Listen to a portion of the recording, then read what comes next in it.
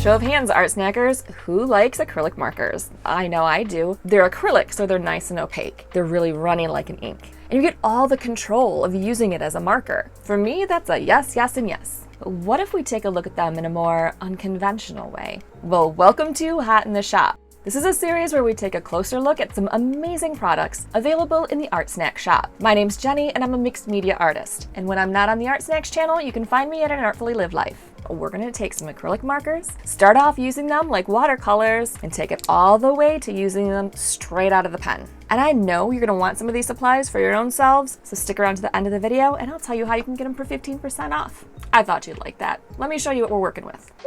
The surface I'm using today is the Clairefontaine Paint on White Mixed Media Paper. From wet to dry media, this surface can handle anything, which makes it perfect for the techniques we're using today. We're gonna go from fairly watery paint to applying the marker directly to the paper, and this surface holds up all the way through.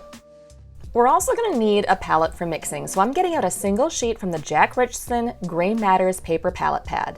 You'll find 30 disposable paint palette sheets in this pad, so you don't have to worry about ruining your reusable watercolor palettes with acrylic paint. I'm using my tried and true Cretacolor Fine Art Graphite pencil to sketch out my sunflowers. Through the magic of editing, I'm going to skip through the sketching part though, because this video is really more about using acrylic markers. Let me do a quick roll over my sketch with the Faber-Castell Colored Kneadable Eraser to pick up the excess graphite, and now we're ready to start painting. I'm gonna start off with the Amsterdam acrylic marker in Naples Yellow Deep for my petals. To achieve a watercolor feel, I need to put a little pool of the paint on my palette. For small amounts, try pressing down on the top of the marker like you did when the marker was new and you just were starting to get the paint flowing. I like using the King Art Premium White Nylon Round Brush in size 1 for this kind of floral work. It's small enough for details and it holds just enough water to dilute the acrylic paint. So what exactly am I doing? Well, I'm mixing a little bit of water from my brush to dilute the paint.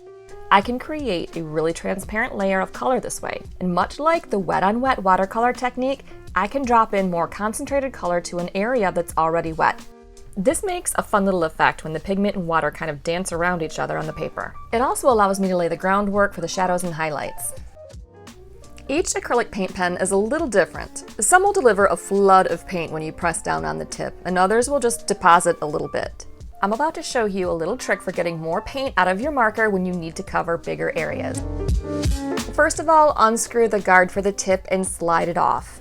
In my example here, I actually decided that I should put the cap on it before sliding the whole thing off. That way, I don't get paint everywhere.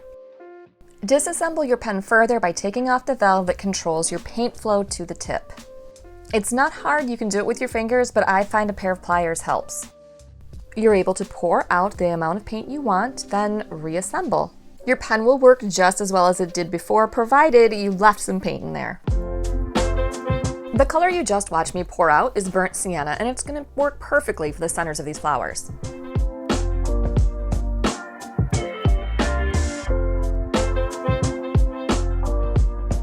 Let's watch as I drop some Naples Yellow Deep into the highlighted areas of the centers. Those first two centers of flowers were still pretty wet, but the burnt sienna layer on this big sunflower is already dry, so the Naples Yellow Deep is a little more opaque.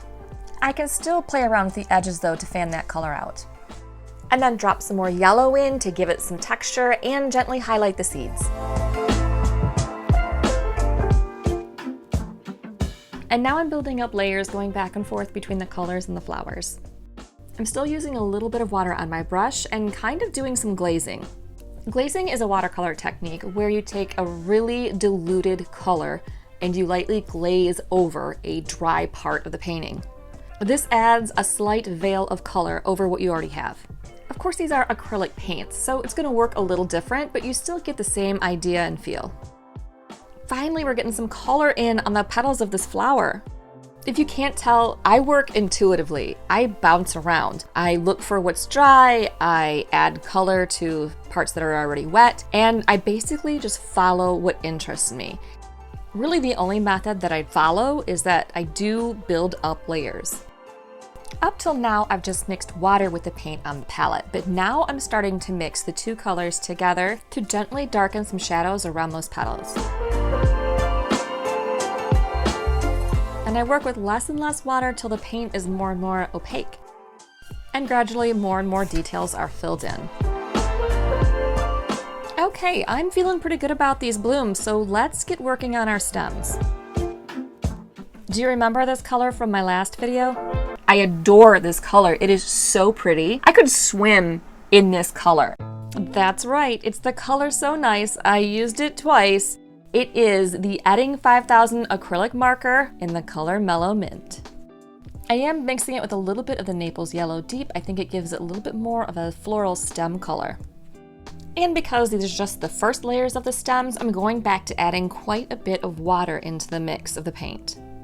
The great thing about being able to mix your colors like this is that you can go back and forth between the different colors and add variation in interest, so you don't have just flat looking greenery.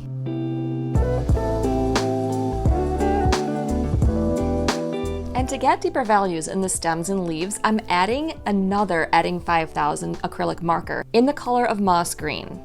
The tips of the Edding 5000 markers are nice and broad. You can see on my palette the amount of paint they left behind just by pressing down on the tips a few times. You can, however, do the exact same thing and disassemble these markers like I did the Amsterdam markers if you need to access bigger swaths of paint. The barrel of the Edding 5000 markers is actually big enough you could put your whole paintbrush right inside the barrel and load it up with paint. I hope you're starting to see how versatile acrylic pens and markers actually can be. Yes, everybody loves them to lay down beautiful, opaque, solid areas of color. And for those of you that don't like to use a brush, acrylic pens and markers definitely offer you the feeling of control over where you're putting the paint. But it can be a real challenge to mix colors or create any sort of a gradient if you're just using the tips that are on the markers themselves. And that's why I like being able to open these puppies up and access the paint to use it however I want. After all, the paint in these markers is very liquid and almost ink-like, so you get the combination of that plus the opacity of a regular acrylic paint. And I just love that versatility. At this point, I'm just having so much fun filling in the colors of these leaves, going back and forth between the two greens and adding in just a hint of the yellow. I'm laying down the color very loosely and adding just a little bit of water, letting the paint and water just play on the paper. Now, after all I've said about versatility and how great it is to use the paint in these markers in other ways, well, of course I'm going to use the marker as its intended use, and that I've saved for the details. After all of my layers are built up, I'm coming in with paint directly out of the marker and applying it to the paper. I can add brighter highlights with the lighter colors, and even add some white paint pen here and there. And of course, I can get in those final details with the darkest of the markers, like the burnt sienna and the moss green. I would love to hear if you got any new ideas from watching this video. Maybe you never knew that you could open up the markers like that. Maybe you never thought of using them kind of like you can use watercolors. Please leave a comment below and let us know your thoughts on these techniques. I hope you've enjoyed this video. All the supplies I've used today can be found in a link in the description box below. And to get 15% off these select products, just use coupon code HOT15 at checkout. While you're here, don't forget to give this video a like, subscribe for more videos, join us for free over on Mix, and follow ArtSnacks on social media.